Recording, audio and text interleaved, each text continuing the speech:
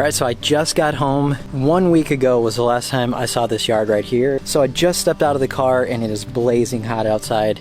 But I wanted to take you on a quick look of the yard just exactly as I'm seeing it after I got home. And after about 40 hours of driving here, hopefully I can actually speak and my brain is not complete mush, but that's about what it feels like right now. So the lighting is probably not going to be perfect because it's coming in strong here in the evening, but I'll take you back through things tomorrow as well if I need to show you some other stuff. But the first impression here is that everything is still green, and I can definitely tell there's a few different issues going on, which I'll explain, but for the most part, pretty impressed with the high temperatures that we've been having, how it's looking. So basically what I was doing was just watering remotely and hoping that everything was turning out okay. My neighbor was taking care of the backyard because I don't have automatic irrigation back there, so I haven't gone back there yet to look at anything, but just looking at this front part here, I think the irrigation looks like everything went fine, which is great. I also don't see really any major issues with fungus, which is what I was worried about the most because it's been so extremely hot and humid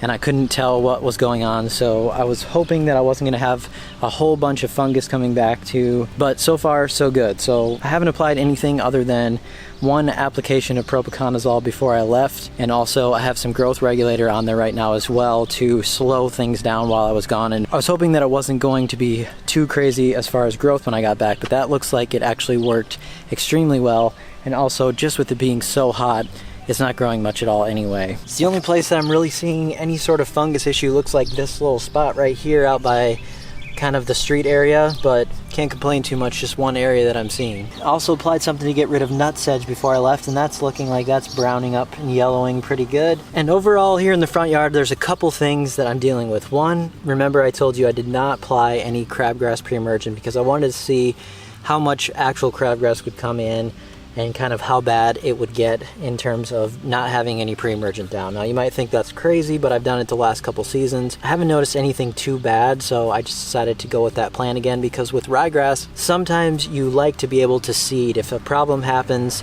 and you want to throw down just a little bit of seed, then ryegrass comes up in a couple days, and you don't want to have a pre-emergent barrier there if you want to seed, because it's not going to work. What I am dealing with is just a few spots of crabgrass here, and these are still in the very infant stages, so I can come out, pull them by hand, get all of the root system out as well, no big deal. So I will go through here today or tomorrow, and I'll just pick out a couple of these, and it's not like they're extremely widespread, but they are throughout here and there.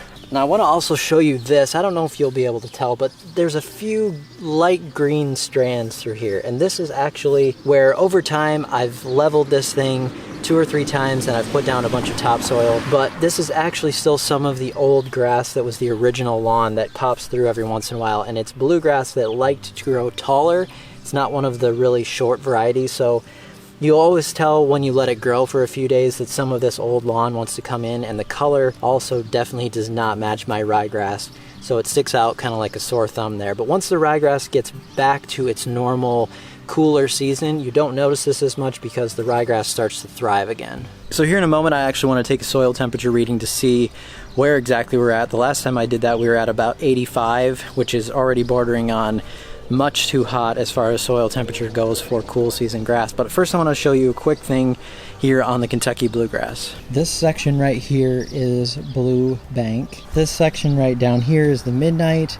Both of these sections still look fairly good for how hot it is. Mazama, whatever you want to call it up here. I need to work on some coverage with the sprinklers up here as one problem, but also these sections over here, I think that I got a little heavy on some iron a couple weeks ago, and I didn't get it watered in perfectly on those spots, and so I think I did a little iron damage on those, but they're not really recovering as I would hope that they would be, so I'm gonna have to investigate a bit on that.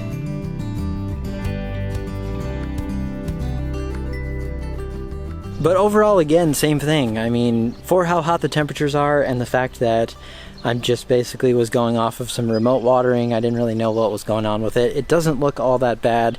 And all of this stuff, even if there's some damage on that, by the time we get back to the cooler weather and I can start pushing that thing again with a lot of mowing and a lot of fertilizer here in the fall time, not going to be any problems with that. But now the sun is absolutely blazing in the backyard, and it's not going to be easy to show anything on camera right at this point. So tomorrow morning I'll get this thing back out, we'll go through the backyard and see what's happening there. Forgot to check the temperature, so this gets sun all day long, all morning, all afternoon. As you can see, into the evening. It's now about 7 o'clock. So let's just check the soil temp. 90.8 is the soil temperature currently. That's 4 inches into the ground, and that is not good at all for cool season grass. So now, just for the fun of it, we will try the soil temperature here in the front, see where that's sitting at.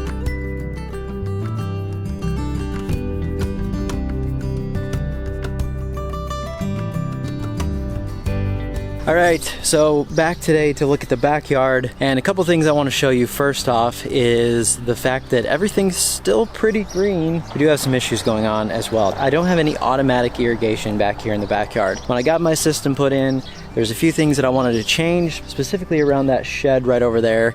Still needs to be some landscaping work, so I decided not to go ahead and do the irrigation back here just because of where it was going to go. There's a good chance that I was going to have to rip it up and change it, and I just didn't want to do that. So this is still on a sprinkler, just the impact sprinklers that I've been using back here. Despite it being all day sun, all morning, all afternoon, all evening, it's doing okay. Now there's a lot of nutsedge coming in, and this year it seems to be a bit worse. Not surprising, because I was dumping a whole bunch of water on here. Those wet conditions and the grass already being stressed is perfect conditions for the nutsedge. But it's in sort of a stressful period right now too, to where I don't really want to spray or do anything really with herbicides right now, just because the grass is already trying to check out. The nutsedge I can deal with later on. Still got plenty of clover here that's still doing perfectly fine. And now this area back here is what I consider my low input area, and this is cut at 3 inches. It's a low input type of yard, so basically 4 to 5 times a year. Fertilizer, I did dethatch it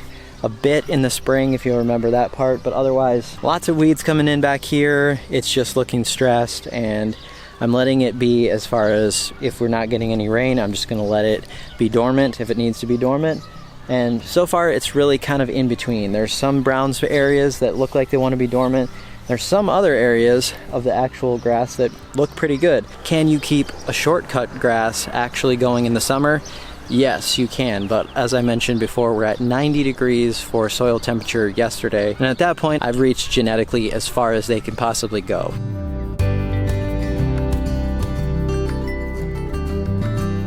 I also wanted to see if I could show you this. So remember earlier in the year I had a bunch of these lime green spots in this bluegrass, these monostand sections that I was working at, which was a few patches of ryegrass that somehow got into there. Now, it took a while for them to adapt. I wasn't mowing all of this bluegrass very much in the early spring. It just wasn't growing much. So anytime I was mowing this ryegrass, these little spots here, it was actually stressing them out quite a bit because I was scalping them every time. But now that I've been mowing this consistently, everything has had a chance to adapt. You will see this circle right here is actually that ryegrass patch, and you'll see how much actually darker the color is than this is Midnight Kentucky Bluegrass, and this is the ryegrass mix that I have in my front yard. It has a different hue to it. It's more of a bluish color actually. There's a few more of these spots.